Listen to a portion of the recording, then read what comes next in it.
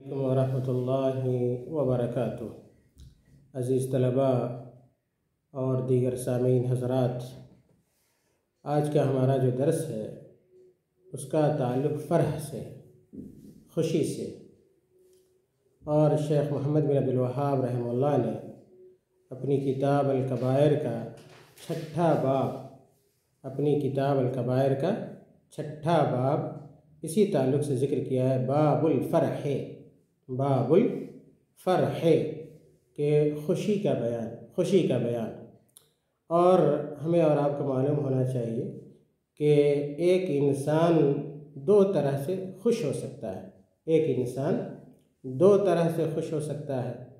ایک اللہ رب العالمین کو راضی کر کے خوش ہو سکتا ہے، اور جو کہ حقیقی خوشی، اللہ رب العالمین کو راضی کر کے خوشی محسوس کرے، جو کہ حقیقی خوشی ہے۔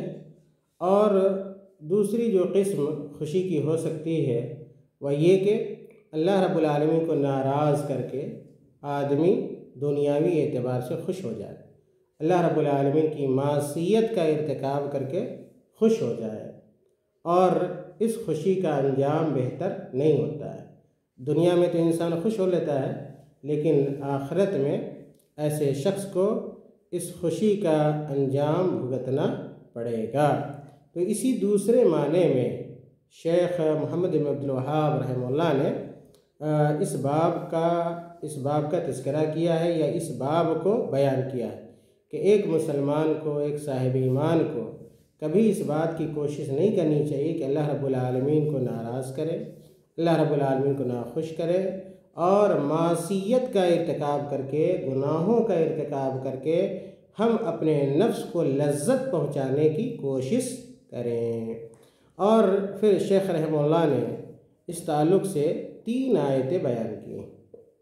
شیخ رحمہ اللہ نے 3 آیتیں بیان کی ہیں، اور تینوں کا تعلق فرح سے ہے، خوشی سے ہے۔ بعض آیتوں میں شیخ رحمہ اللہ نے کفار کی خوشی کا تذکرہ کیا ہے، اور بعض آیتوں میں اہل جنت یا کہ اہل طاعت کی خوشی کا تذکرہ کیا۔ خوش دونوں ہوتے ہیں، ایک جہنم میں جانے والے بھی خوش ہوتے ہیں، معصیت کر کے خوش ہوتے ہیں دنیا میں، اور خوشی کا اظہار اہل ایمان بھی کرتے ہیں، جو اللہ رب العالمین کی اطاعت و بندگی کے بعد انہیں خوشی حاصل ہوتی ہے۔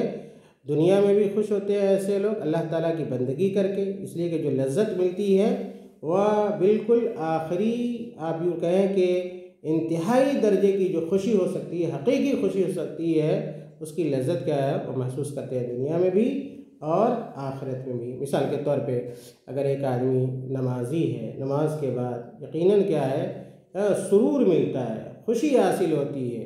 ایک نماز کے پابند آدمی کو، جو لوگ روزہ رکھتے ہیں، آپ دیکھیں اللہ کے نبی صلی اللہ علیہ وسلم نے بھی کہا کہ للصائم فرحتان کہ روزہ داروں کے لیے 2 خوشی، ایک اس وقت جب کیا ہے عند فطر ہی جب وہ افطار کرتے ہیں، اور دوسری خوشی کب حاصل ہوگی عند لقائے ربہ۔ تو دنیا میں بھی اچھے کاموں پر خوشی ہوتی ہے، اور آخرت میں تو لازمی طور پہ جب ایسے لوگ جنت میں جائیں گے، اللہ رب العالمین ان کا نام اعمال ان کے داہنے ہاتھ میں دے گا، تو انہیں خوشی حاصل ہوگی۔ تو خیر انہی سیاق میں شیخ رحمہ اللہ نے 3 آیتیں ذکر کی ہیں۔ آج کے درس میں انہی تینوں آیتوں کا تذکرہ ہوگا، اور ان آیتوں کے سیاق کو سمجھنے کی، جاننے کی ہم اور آپ کیا ہے کوشش کریں گے۔ سب سے پہلی آیت جو شیخ رحمہ اللہ نے ذکر کی ہے وہ سورہ الانشقاق کی ہے۔ الانشقاق کی آیت نمبر 13 ہے۔ الانشقاق کی آیت نمبر 13 ہے۔ اللہ رب العالمین نے فرمایا انہ کان فی اہلہ مسرورا، کہ وہ لوگ جن کو دن قیامت میں ان کا نام اعمال پیٹھ کے پیچھے سے دیا جائے گا، یعنی جو لوگ جہنمی ہوں گے، دنیا میں ان کا کرتوت کیا تھا، دنیا میں ان کا کام کیا تھا، اور دنیا میں وہ کیسے مگن تھے، مست تھے، اور اللہ رب العالمین کی بندگی کو خاطر میں نہیں لاتے تھے۔ انہ کان فی اہلہ مسرورا، وہ اپنے اہل و عیال میں کیا ہے، خوش رہا کرتے تھے، اپنے اہل و عیال میں خوش رہا کرتے تھے۔ اللہ رب العالمین کے جو احکامات ہیں یا فرامین ہیں، چندہ اس کی کوئی فکر کیا ہے نہیں کرتے تھے، جس کی وجہ سے ان کا انجام کیا ہے برا ہوا، اور وہ لوگ جہنم کے مستحق کیا ہے قرار پائے۔ تو وہ لوگ مسرور تھے، لیکن کیسے مسرور تھے؟ معصیت پر مسرور تھے، گناہوں پر مسرور تھے، اللہ رب العالمین کو ناراض کر کے مسرور تھے۔ ان کا انجام کیا ہوا؟ جہنم، جس کی وجہ سے اللہ تعالیٰ نے ان کا ٹھکانہ کہاں بنایا؟ جہنم میں بنایا۔ اس آیت کو تھوڑا اور اگر پہلے سے ہم لوگ پڑھیں اور دیکھیں تو بات بالکل واضح ہو جاتی ہے۔ دیکھیں اللہ رب العالمین فرماتے ہیں سورہ الانشقاق میں کہ فَأَمَّا مَنْ أُوتِيَ كِتَابَهُ بِيَمِينِهِ فَسَوْفَ يُحَاسَبُ حِسَابًا يَسِيرًا۔ اللہ تعالیٰ کہتے ہیں فَأَمَّا مَنْ أُوتِيَ كِتَابَهُ بِيَمِينِهِ، دن قیامت میں جن کا کتاب یعنی نام اعمال ان کے داہنے ہاتھ میں دیا جائے گا، فَسَوْفَ يُحَاسَبُ حِسَابًا يَسِيرًا، تو ایسے لوگوں کا حساب کیا ہوگا؟ آسان ہوگا۔ ایسے لوگوں کا حساب آسان ہوگا۔ حساب تو مومنوں کا بھی ہوگا اور کافروں کا بھی ہوگا۔ کافروں سے کیا ہے باز پرش ہوگی اور شدید ان کا محاسبہ ہوگا، لیکن جو مومنین ہوں گے ان کے اوپر ان کے اعمال پیش کیے جائیں گے، ان کے گناہ پیش کیے جائیں گے، لیکن اللہ رب العالمین کیا اپنی رحمت سے اپنے فضل سے ان کے گناہوں کو کیا کر دے گا؟ معاف کر دے گا، ان کے گناہوں کو معاف کر دے، جس کو حدیث میں عرض کہا گیا، جس کو حدیث میں کیا کہا گیا؟ عرض کہا گیا، کہ ان کے اعمال پیش کیے جائیں گے اور ان سے استفسار یا اس طرح کا مناقشہ ان سے نہیں کیا جائے گا۔ اسی لیے آتا ہے کہ من نوقش عذب، من نوقش عذب، جس سے اس کے اعمال کے بارے میں مناقشہ کر لیا گیا، باز پرس کر لیا گیا، تو لا محالہ کیا ہے عذاب یقینی ہے۔ عذاب کیا ہے؟ یقینی ہے۔ تو کہا اللہ تعالیٰ فَسَوْفَ يُحَاسَبُ حِسَابًا يَسِيرًا، کہ جن کے داہنے ہاتھ میں ان کا نام اعمال ملے گا، ان سے بہت ہی آسان کیا ہے محاسبہ ہوگا، حساب و کتاب ہوگا۔ وَيَنْقَلِبُ إِلَىٰ أَهْلِهِ مَسْرُورًا، دیکھیے یہاں بھی مسرور ہوں گے، جنتی لوگ بھی مسرور ہوں گے، یہاں بھی مسرور کا لفظ ہے یا نہیں؟ وَيَنْقَلِبُ إِلَىٰ أَهْلِهِ مَسْرُورًا، اور جن کو ان کا نام اعمال داہنے ہاتھ میں ملے گا، فوراً دوڑے کیا ہے اپنے گھر والوں کے پاس جائیں گے، اپنے اہل و عیال کے پاس جائیں گے اور اپنی کامیابی کے بارے میں انہیں خبر دیں گے۔ جیسے آج امتحان ہوتا ہے اور جب رزلٹ آتا ہے، اچھے نمبرات ہوتے ہیں، ممتاز نمبرات ہوتے ہیں، تو آپ اسٹوڈنٹ کو دیکھیں گے، طلبہ کو دیکھیں گے کہ اپنی خوشی کو دوسروں میں بانٹتے ہیں، تقسیم کرتے ہیں، خوشی کا اظہار کرتے ہیں، اور ایسے لوگوں کو بھی بتلاتے ہیں جن کو کبھی انہوں نے کسی بارے میں خبر نہ دی ہوگی۔ یہ تو دنیاوی کامیابی کی خبر ایسے ہوتی ہے، لیکن اخروی کامیابی جو حقیقی کامیابی ہے اس کی خبر کیسے لوگ دیں گے اور کتنے خوش ہوں گے، اس کا اندازہ لگانا بہت ہی کیا ہے مشکل ہے۔ تو کہا اللہ تعالیٰ نے وَيَنْقَلِبُ إِلَىٰ أَهْلِهِ مَسْرُورًا وَأَمَّا مَنْ أُوتِيَ كِتَابَهُ وَرَاءَ ظَهْرِهِ، لیکن جن کا نام اعمال کیا ہے ان کے پیٹھ کے پیچھے سے دیا جائے گا، فَسَوْفَ يَدْعُو ثُبُورًا، فَسَوْفَ يَدْعُو ثُبُورًا، وہ آدمی کیا اپنی ہلاکت کو پکارے گا، واویلا مچائے گا، چیخے گا، چلائے گا، افسوس کرے گا، وَيَصْلَىٰ سَعِيرًا، اور اللہ تعالیٰ نے کہا کہ افسوس کرنے سے کوئی فائدہ نہیں ہوگا، افسوس کرنے سے اللہ کے عذاب سے وہ آدمی بچ نہیں سکے گا، اور اللہ تعالیٰ نے جو جہنم بنائی ہے اس جہنم کا وہ آدمی ایندھن ہو جائے گا، خوراک بن جائے گا، اور جہنم اس کا ٹھکانہ ہوگا۔ إِنَّهُ كَانَ فِي أَهْلِهِ مَسْرُورًا، إِنَّهُ كَانَ فِي أَهْلِهِ مَسْرُورًا، جب اللہ تعالیٰ نے اسے حیات بخشی تھی تو اپنے اہل و عیال میں موج اور مستی کیا کرتا تھا اور خوشی کا اظہار کرتا تھا۔ اللہ رب العالمین کے احکام اور فرامین کی کوئی تعمیل اس کی زندگی کے اندر پائی نہیں جاتی تھی، جس کی وجہ سے اللہ رب العالمین اسے اس عذاب سے دوچار کرے گا اور اسے جہنم میں داخل کرے گا۔ تو آپ نے دیکھا کہ مسرور اہل جنت بھی ہیں اور مسرور اہل جہنم بھی کس اعتبار سے؟ دنیا میں اللہ رب العالمین کی مخالفت اور معصیت کے ارتکاب کے اعتبار سے۔ تو یہ پہلی آیت تھی۔ اسی طرح شیخ رحمہ اللہ نے جو دوسری آیت ذکر کی ہے وہ سورہ الطور کی آیت نمبر 26 ہے۔ سورہ الطور کی آیت نمبر 26 ہے۔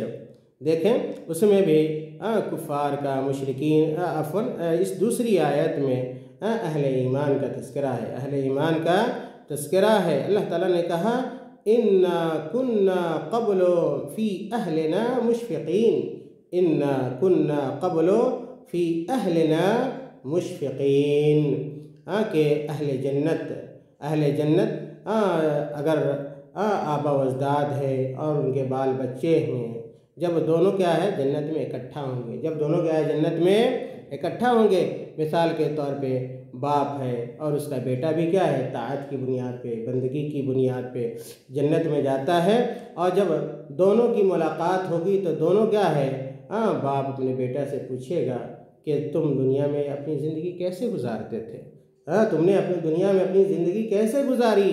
تو بیٹا کہے گا کہ ہم اللہ تعالیٰ سے ڈر کر کے اپنی زندگی کیا کرتے تھے گزارتے تھے، اللہ تعالیٰ سے ڈر کے زندگی گزارتے تھے، جس کی وجہ سے اللہ رب العالمین نے ہمیں کیا ہے یہ انعام کیا ہے دیا ہے۔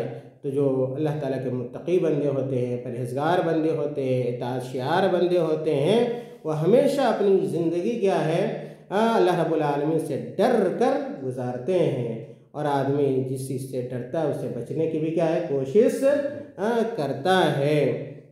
اگر اللہ تعالیٰ کے عذاب کا ہمیں ڈر ہوگا تو ہم ان چیزوں کے قریب ہرگز نہیں جائیں گے جن چیزوں پر اللہ رب العالمین مواخذہ کرتا ہے۔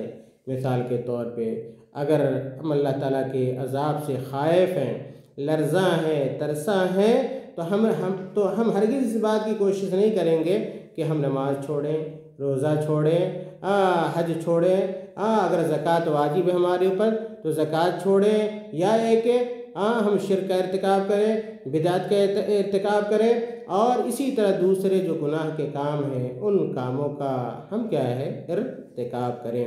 اس آیت کو بھی اگر ہم کچھ اور شروع سے دیکھیں تو آیت کا مفہوم بالکل واضح ہو جائے گا۔ دیکھیے اللہ تعالیٰ نے کہا سورہ الطور کے اندر کہ وَالَّذِينَ آمَنُوا وَاتَّبَعَتْهُمْ ذُرِّيَّتُهُمْ بِإِيمَانٍ أَلْحَقْنَا بِهِمْ ذُرِّيَّتَهُمْ۔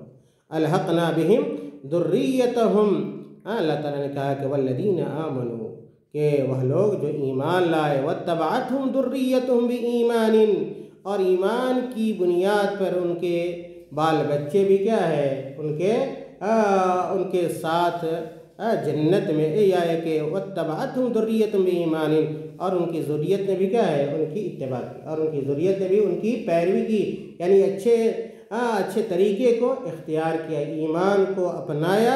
الحقنا بہم ذریتہم، تو ایسے لوگوں کے ساتھ ہم ان کی ذریت کو بھی کیا کریں گے ملا دیں گے۔ ایسے لوگوں کے ساتھ یعنی آبا و اجداد کے ساتھ اگر وہ نیکوکار رہے تو ان کے بال بچوں کو بھی اللہ تعالیٰ کیا ہے ان کے ساتھ ملا دے گا دن قیامت میں۔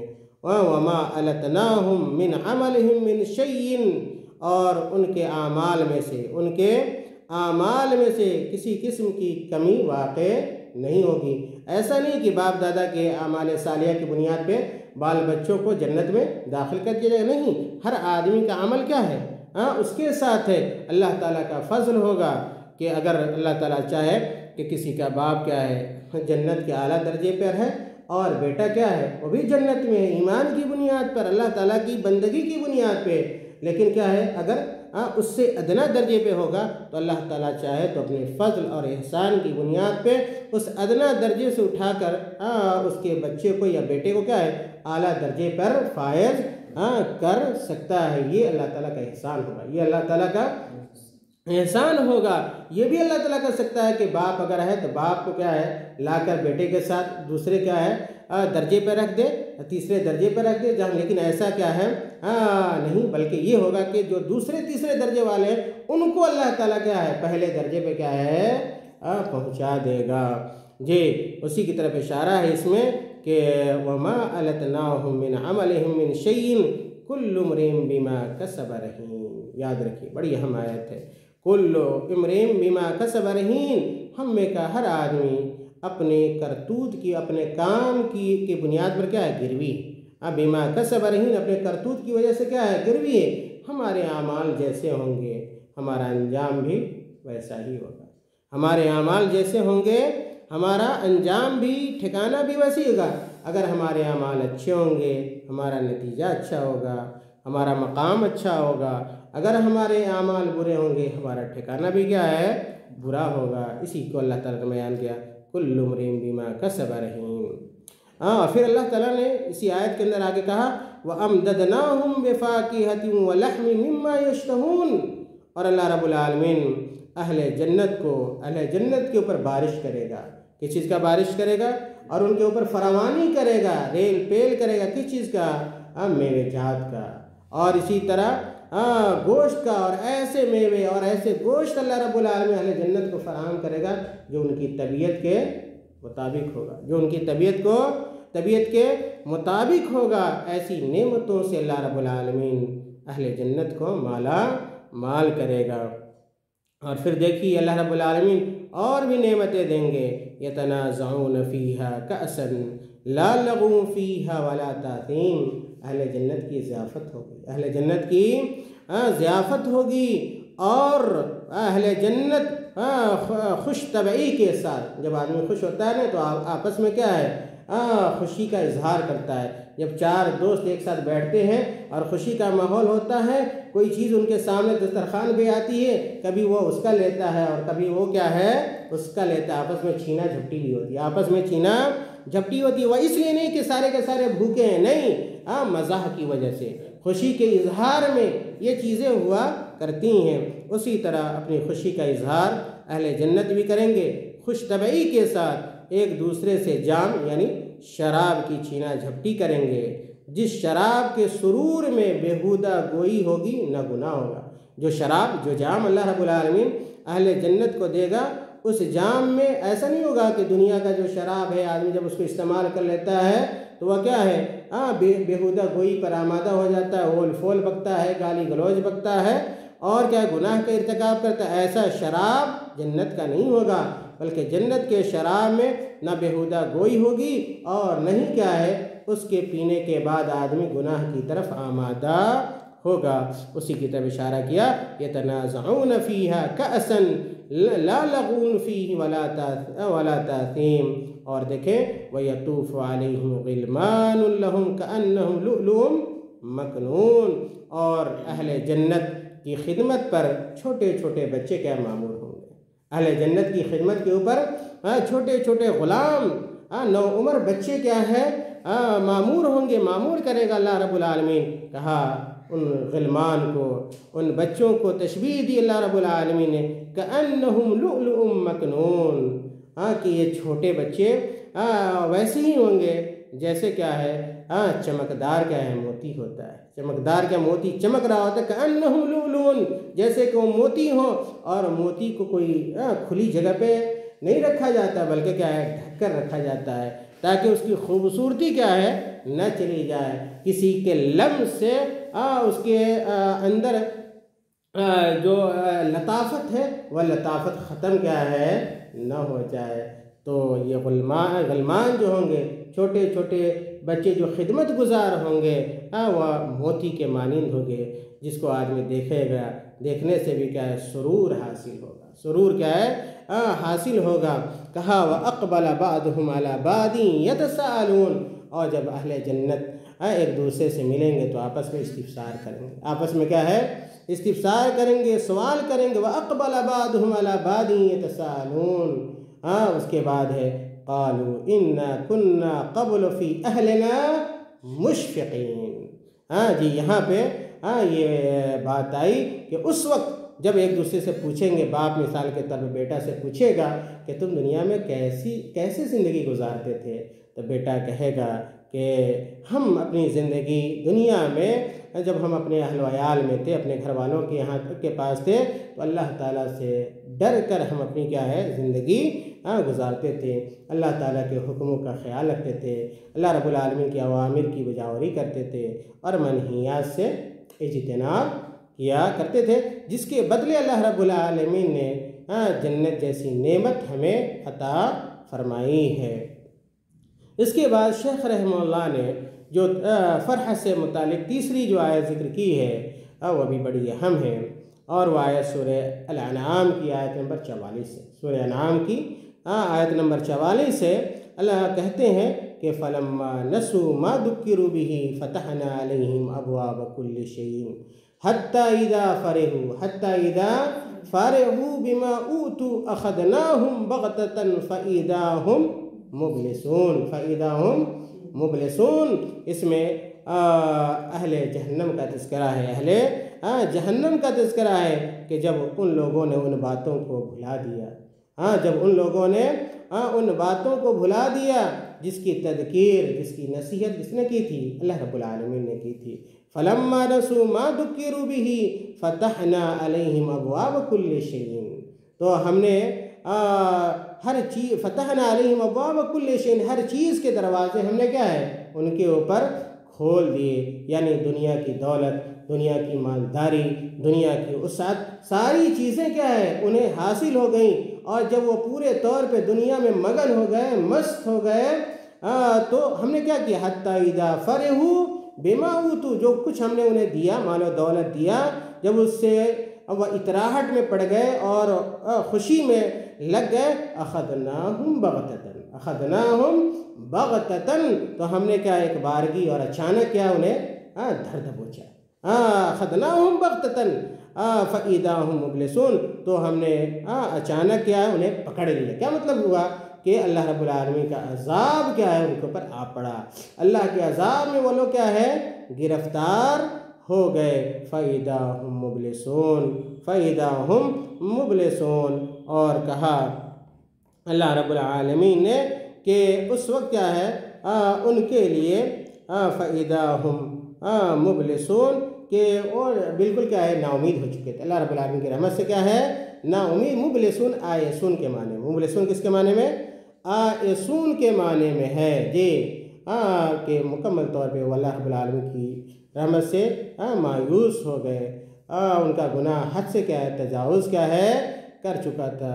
اس آیت کو بھی اگر آپ تھوڑا سا اور شروع سے پڑھیں بالکل بات واضح ہو جائے گی۔ اللہ تعالیٰ نے کہا وَلَقَدْ أَرْسَلْنَا إِلَىٰ أُمَمٍ مِّن قَبْلِكَ فَأَخَذْنَاهُمْ بِالْبَأْسَاءِ وَالضَّرَّاءِ لَعَلَّهُمْ يَتَضَرَّعُونَ، کہ اے اللہ کے نبی صلی اللہ علیہ وسلم، اللہ تعالیٰ کہتے ہیں کہ وَلَقَدْ أَرْسَلْنَا إِلَىٰ أُمَمٍ مِّن قَبْلِكَ، کہ آپ سے پہلے جو امتیں تھیں ان امتوں میں بھی ہم نے کیا ہے رسول بھیجا، ان امتوں میں بھی ہم نے رسول بھیجا، اور فَأَخَذْنَاهُمْ بِالْبَأْسَاءِ وَالضَّرَّاءِ لَعَلَّهُمْ يَتَضَرَّعُونَ، اور تنگ دستی اور اسی طرح بیماری سے ہم نے انہیں آزمایا اور ان میں مبتلا کیا، تاکہ وہ لوگ کیا ہے اپنی عجز کا اظہار کرے، عاجزی کا اظہار کرے۔ فَلَوْلَا إِذْ جَاءَهُمْ بَأْسُنَا تَضَرَّعُوا، جب ہماری سزا جب انہیں پہنچی تو ان لوگوں نے اپنی عاجزی کا اظہار کیوں نہیں کیا؟ فَلَوْلَا إِذْ جَاءَهُمْ بَأْسُنَا تَضَرَّعُوا وَلَكِنْ قَسَتْ قُلُوبُهُمْ، لیکن ان کے دل کیا ہے سخت ہو گئے، ان کے دل سخت ہو گئے تھے، کہتے ہیں وَلَكِنْ قَسَتْ قُلُوبُهُمْ وَزَيَّنَ لَهُمُ الشَّيْطَانُ مَا كَانُوا يَعْمَلُونَ، اور شیطان نے ان کے اعمال کو کیا کر دیا تھا ان کے لیے مزین کر دیا تھا۔ فَلَمَّا نَسُوا مَا ذُكِّرُوا بِهِ، پھر اس کے بعد اللہ تعالیٰ نے کہا فَلَمَّا نَسُوا مَا ذُكِّرُوا بِهِ، جب ان لوگوں نے ہماری نصیحتوں کو بھلا دیا، فراموش کر دیا، فَتَحْنَا عَلَيْهِمْ أَبْوَابَ كُلِّ شَيْءٍ، تو ہم نے ہر چیز کے دروازے کیا ہے کھول دیے۔ جب اللہ تعالیٰ سے لوگ ڈرتے ہیں، تقوی اختیار کرتے ہیں، تو اللہ رب العالمین کیا ہے اپنے برکات کے دروازے کو کیا کرتا ہے کھول دیتا ہے، اپنی نعمتوں کے دروازے کو کھول دیتا ہے، رزق میں وسعت ہو جاتی ہے، وہ بھی ہے۔ اور جب اللہ تعالیٰ کسی کو عذاب بھی دینا چاہتا ہے تو اس وقت بھی کیا ہے نعمتیں کیا ہے انہیں ملتی ہیں، دنیا کے دروازے دہانے کھل جاتے ہیں، اور جب وہ غفلت میں ہوتے ہیں تو پھر کیا ہے اللہ رب العالمین کیا ہے ان کے اوپر اپنے عذاب کو کیا ہے بھیج دیتا ہے۔ کہتے اللہ رب العالمین کا کہ فَلَمَّا نَسُوا مَا ذُكِّرُوا بِهِ فَتَحْنَا عَلَيْهِمْ أَبْوَابَ كُلِّ شَيْءٍ حَتَّى إِذَا فَرِحُوا بِمَا أُوتُوا أَخَذْنَاهُمْ بَغْتَةً فَإِذَا هُمْ مُبْلِسُونَ۔ امام حسن بصری رحمہ اللہ، امام حسن بصری رحمہ اللہ کا بڑا اچھا قول ہے اس تعلق سے، المؤمن یعمل بالطاعات، المؤمن یعمل بالطاعات، کہ جو مومن ہوتا ہے وہ اطاعت و فرمانبرداری کرتا ہے، اللہ رب العالمین کی اطاعت و فرمانبرداری کو اپنی زندگی کے اندر داخل کرتا ہے، وَهُوَ مُشْفِقٌ وَجِلٌ خَائِفٌ، اور جو مومن آدمی ہوتا ہے ہر حال میں وہ اللہ تعالیٰ سے ڈر رہا ہوتا ہے، ڈرنے والا ہوتا ہے، خائف ہوتا ہے، لرزا ہوتا ہے، ترسا ہوتا ہے، ایسا نہ ہو کہ اللہ رب العالمین کا عذاب ہمارے اوپر آ جائے۔ وَالْفَاجِرُ يَعْمَلُ بِالْمَعَاصِي، وَالْفَاجِرُ يَعْمَلُ بِالْمَعَاصِي وَهُوَ آمِن، اور فاجر جو آدمی ہوتا ہے معصیت کا ارتکاب کرتا ہے، معصیت کے ارتکاب کے باوجود بھی وہ کیا ہوتا ہے مامون ہوتا ہے، معصیت کا ارتکاب بھی کرتا ہے اور اللہ رب العالمین کے عذاب سے کیا ہے مامون بھی ہوتا ہے، اور جو مومن آدمی ہوتا ہے وہ عمل صالح بھی کرتا ہے اور اس کے باوجود بھی اللہ تعالیٰ کے عذاب سے مامون نہیں ہوتا ہے۔ یہی مفہوم ہے حسن بصری رحمہ اللہ کے اس قول کا، المؤمن یعمل بالطاعات وهو مشفق وجل خائف والفاجر یعمل بالمعاصی وهو آمن۔ عزیز طلبہ، ناظرین حضرات، مذکورہ تمام آیتوں اور ہماری باتوں کا خلاصہ یہ ہے کہ ایک مومن کو ہمیشہ اس بات کی کوشش کرنی چاہیے کہ اللہ رب العالمین کی رضامندی میں اپنی خوشی تلاش کرے، ہر حال میں اللہ رب العالمین کو خوش کر کے اللہ رب العالمین کی طاعات اور بندگی اور عوامر کی بجاوری کر کے حقیقی خوشی حاصل کرنے کی کوشش کرے، اور ایسا نہ ہو کہ معصیت میں داخل ہو جائے، معصیت کا ارتکاب کرے اور اس بنیاد پر دنیاوی خوشی کے چکر میں اپنی آخرت کو فراموش کر بیٹھے۔ اللہ تعالی ہمیں اور آپ کو نیک اعمال کی توفیق عطا فرمائے، اور دنیا اور آخرت کی جو حقیقی لذت ہے، حقیقی خوشی ہے، فرحت و انبساط ہے، ان چیزوں کو حاصل کرنے اور ان چیزوں تک پہنچنے کے لیے راستے کو اللہ تعالی ہمارے اور آپ کے لیے ہموار کر دے، آمین۔ وصلی اللہ علی نبینا محمد وعلی آلہ واصحابہ اجمعین۔